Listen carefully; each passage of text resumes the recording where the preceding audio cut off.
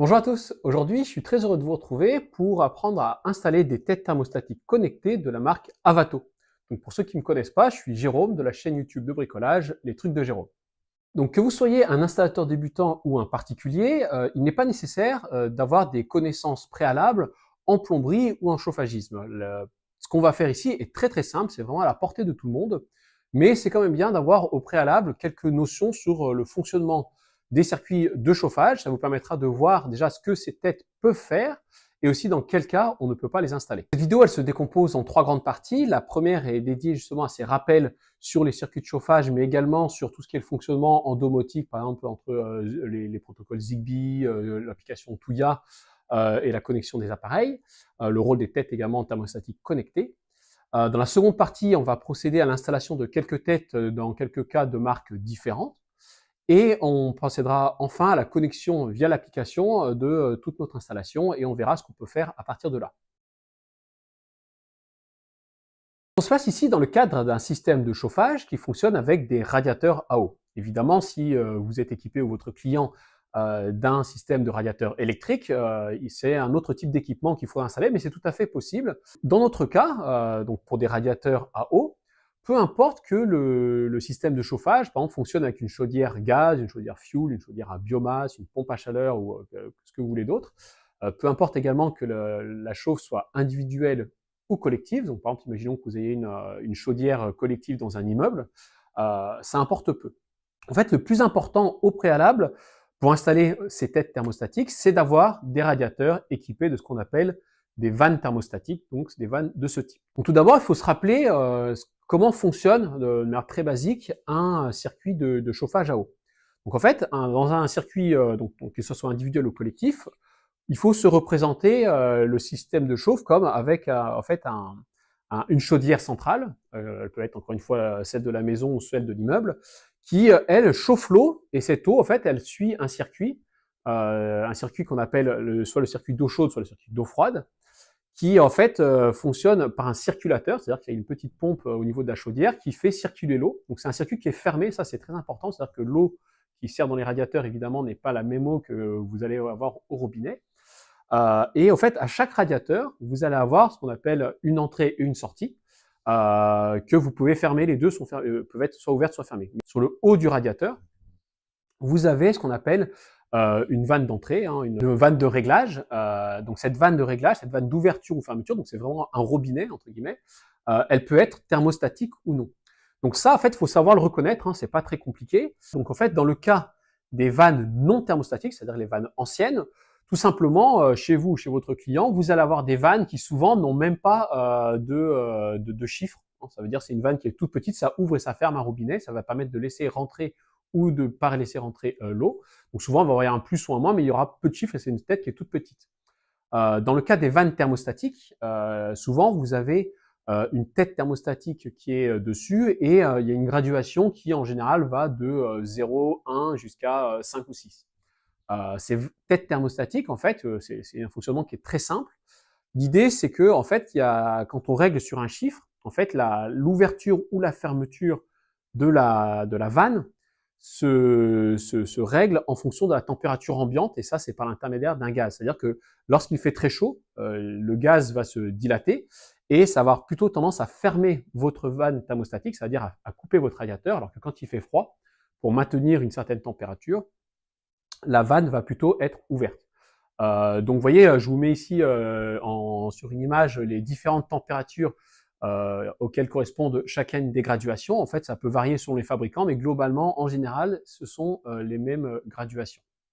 Notez également que dans une installation, hein, vous pouvez également avoir parfois des cas où vous avez des vannes thermostatiques d'un côté et des vannes non thermostatiques de l'autre. Dans ce cas-là, en fait, c'est tout à fait possible d'installer des vannes thermostatiques, mais ça demande un peu une intervention de plomberie plus lourde. Donc un cas particulier qui se rencontre très fréquemment, c'est celui des chaudières qui fonctionnent avec un thermostat d'ambiance. En effet, on peut se demander, est-ce que l'installation d'une tête thermostatique connectée ne va pas rentrer en conflit avec ce thermostat? En fait, pas du tout, hein, ça fonctionnera de manière relativement similaire avec ou sans connexion. Simplement, en fait, il faut comprendre que le thermostat d'ambiance, ça fonctionne de manière assez binaire. L'idée, c'est que en fait, votre thermostat, c'est un petit boîtier, hein, généralement sans fil ou ça peut être avec fil, qui communique avec votre chaudière. C'est-à-dire qu'on le place généralement dans une pièce, souvent c'est le salon, donc loin des radiateurs, tout ça, et on lui dit, moi je veux atteindre une température cible, par exemple 19 degrés, et lorsque le thermostat détecte autour de lui une température de 19 degrés, eh ben, il va arrêter la chauffe de la chaudière, et lorsqu'il sera en dessous, il va dire à la chaudière, déclenche-toi. Vous voyez que lorsque vous avez une maison, hein, qu'elle soit connectée ou non avec des têtes de ce type, ça ne changera rien puisque, par exemple, imaginons que vous avez une chambre qui est très mal chauffée ou par exemple qui est très grande et qui a trop peu de radiateurs et dans laquelle, par exemple, il fait 10 degrés alors que dans le salon il fait 20 degrés, vous voyez que votre chaudière, même s'il fait très froid dans cette chambre-là, en fait, elle s'arrêtera parce que le thermostat aura dit à la chaudière, dans le salon, c'est bon, il fait 20 degrés, il fait plus de 19, donc tu ne chauffes plus. En fait, la tête thermostatique connectée, ça va pas fonctionner différemment. C'est-à-dire que si vous, votre tête thermostatique, vous lui dites, je veux la température maximale dans la chambre, et qu'en fait, dans le salon, il fait déjà 19 degrés, en fait, même s'il fait pas 19 degrés encore dans la chambre dans laquelle la tête est connectée, de toute façon, le thermostat aura dit à votre chaudière d'arrêter de chauffer, donc vous n'aurez pas d'impact, vous ne pourrez pas chauffer cette pièce parce que dans le salon, il fait déjà la bonne température. Donc à partir de là, en fait, beaucoup de gens se demandent est-ce que c'est bien utile d'installer des têtes thermostatiques connectées lorsqu'on a déjà un thermostat? Et surtout, ils ont du mal à comprendre par quel biais est-ce qu'ils vont faire des économies d'énergie. En fait, pour bien comprendre cela, en fait, il faut remonter à ce que je vous disais sur le circuit de chauffage. En gros, la chaudière, quand je lui dis fonctionne, la chaudière chauffe l'eau autour de 60 à 70 degrés. Donc ça, on peut le régler sur la chaudière. Donc vous voyez, en fait, quand j'ouvre un radiateur, c'est-à-dire que lorsque je dis à une tête thermostatique connectée, ouvre-moi cette pièce, en fait, la boucle dans laquelle circule l'eau s'agrandit, et donc, en fait, vous voyez, c'est le principe du chauffage, l'eau à 60 degrés transite dans la pièce, donc elle va se transmettre à la pièce, et donc elle va se refroidir plus rapidement. Inversement, lorsque je ferme une tête thermostatique, une tête tout court, la boucle est plus courte et donc l'eau a moins de chances d'être froide en fait, parce qu'elle a moins de surface de déperdition.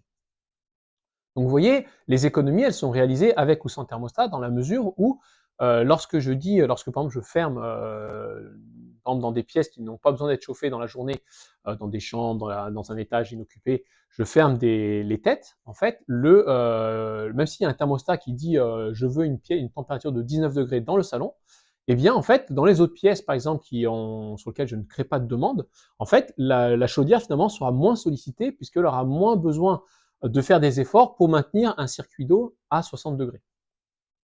Les têtes thermostatiques, ça peut être également utile dans un autre cas qui est, par exemple, si vous avez une pièce que vous n'utilisez pas beaucoup et que de manière impromptue, par exemple, quelqu'un va passer, il vous appelle et vous dit, ben voilà, je passe ce soir, vous pouvez piloter à distance, par exemple, la tête en disant, bon, bah, je sais qu'il va venir, donc à midi ou à 2 heures, je sais pas, par exemple, je commence la chauffe de la chambre pour que le soir, lorsque la personne arrive, la pièce soit chaude. Donc ça évite, par exemple, de laisser la pièce allumée toute la journée.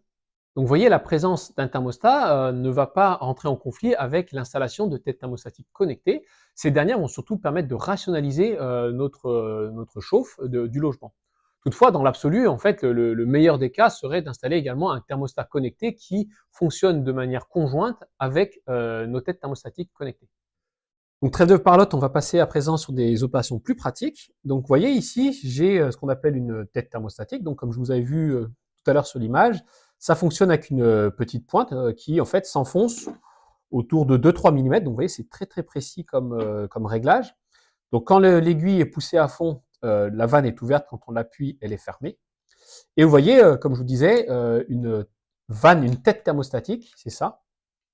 C'est quelque chose qui va simplement venir se clipser sur votre vanne thermostatique. Vous voyez, c'est quelque chose qui est très très simple à faire en fait. Vous voyez, c'est ça qui est particulièrement simple, c'est que en fait, on n'intervient pas sur l'installation de chauffage en elle-même, puisqu'on n'a pas de filasme, on n'a pas d'étanchéité à faire. En fait, il y a très peu de cas où on peut faire des conneries. C'est-à-dire que là, vous n'avez pas besoin d'avoir un joint étanche, vous voyez, ici.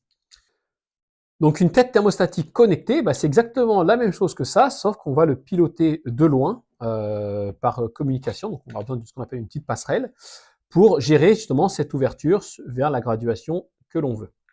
Donc on va faire l'unboxing ensemble. Vous voyez, qu'est-ce qu'on trouve dans une boîte d'une tête thermostatique connectée?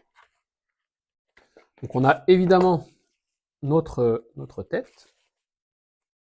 Donc vous voyez ici, il n'y a pas de chiffre, ce sera un affichage électronique, donc on verra ça tout à l'heure. Donc on a notre pas de vis pour venir régler ça sur notre vanne thermostatique. Et tout gère électronique. Donc comme je vous disais, l'ouverture et la fermeture se gérant de manière électrique à distance. Vous voyez, en fait, il y aura, ça va fonctionner avec des piles, hein, évidemment, qui s'ouvrent facilement ici. Il suffit d'appuyer sur cette petite languette. Et là, ça fonctionne avec deux piles LR6, donc les grosses piles. Okay, donc on a un affichage digital. Donc là, pour le moment, elles ne sont pas branchées. Donc évidemment, on n'a rien. Ce que vous trouvez également dans le paquet, donc c'est une petite notice donc qui est assez sommaire, et tout un tas d'adaptateurs. En fait, on a 6 types d'adaptateurs, donc je vous mets un petit schéma qui vous permettra de visualiser dans quel cas on est. En fait, il peut exister plein d'autres cas, mais normalement, avec ces 6 types d'adaptateurs, on couvre à peu près 90% des grandes marques. En fait, ce qu'il faut voir, c'est que le cas classique, hein, que vous rencontrez dans des très grandes marques très connues dans lesquelles on a souvent, c'est par exemple les marques Comap, Oventrop et tout, où on a ce qu'on appelle un filetage de type M30. Donc ça, M30, c'est le diamètre du filetage. Et c'est par 1,5, c'est-à-dire c'est le pas de vis qui est fois 1,5 ici. C'est le cas vraiment le plus classique que vous avez. Hein.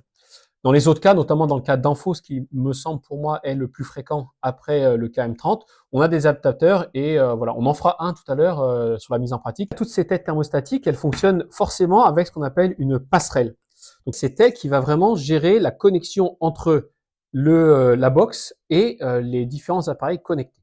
Donc elle fonctionne par Wi-Fi. C'est-à-dire que, par exemple, quand je donne un ordre sur mon smartphone, c'est vraiment cette passerelle qui reçoit l'ordre et qui va le retransmettre aux différents équipements ici des têtes thermostatiques. Donc ça, vous voyez, c'est un équipement qui est vraiment central dans notre installation. Ce qu'il faut comprendre ensuite, c'est que les têtes thermostatiques qu'on a ici, ce sont des têtes qui fonctionnent avec un protocole qu'on appelle Zigbee, qui est un protocole de communication qui est par radio. C'est-à-dire que entre la passerelle et mes têtes thermostatiques, j'ai des ondes radio qui passent. Donc l'avantage des ondes radio, c'est qu'elles consomment très peu d'énergie. Donc c'est-à-dire que vous aurez peu de fois à changer les piles, ça peut durer très longtemps, par exemple, alors que du Wi-Fi ou du Bluetooth consomme énormément, et il y a une portée très limitée. Et surtout, c'est ça qui est intéressant avec le Zigbee, c'est que comme on est sur des ondes radio, chacune de mes têtes thermostatiques, chacun de mes équipements va communiquer avec les autres équipements. C'est-à-dire que lorsque vous installez votre passerelle, vous avez normalement un relais qui se fait d'une tête thermostatique à l'autre, c'est-à-dire que même si vous avez par exemple une maison qui est très grande et que vous avez un maillage de têtes thermostatiques qui se fait tout au long de la maison, normalement, vous n'aurez pas de problème de communication du début à la fin de votre installation, et même si la dernière tête thermostatique est très loin de la passerelle. Toutefois, on n'a pas forcément besoin qu'elle soit complètement à côté de la box. On peut la mettre un peu éloignée, mais il faut quand même la mettre à portée du Wi-Fi de la box. Donc ça, c'est vraiment ce qu'il faut retenir. Mais vous n'êtes pas obligé de la connecter sur la box. C'est-à-dire que, vous voyez ici, on a une alimentation en mini USB qui se branche ici. Vous pouvez la mettre en sortie directement sur la box, parce que la box souvent est équipée d'une alimentation USB. Mais vous pourriez tout à fait, vous voyez, utiliser les adaptateurs qu'on utilise pour les téléphones portables et brancher ça, par exemple, dans une pièce non directement à votre box. Vous voyez. Donc ça, c'est important de le comprendre. C'est-à-dire que c'est pas un câble de connexion, c'est pas un câble de connexion Internet, c'est un câble purement d'alimentation pour que lui, il ait de l'énergie.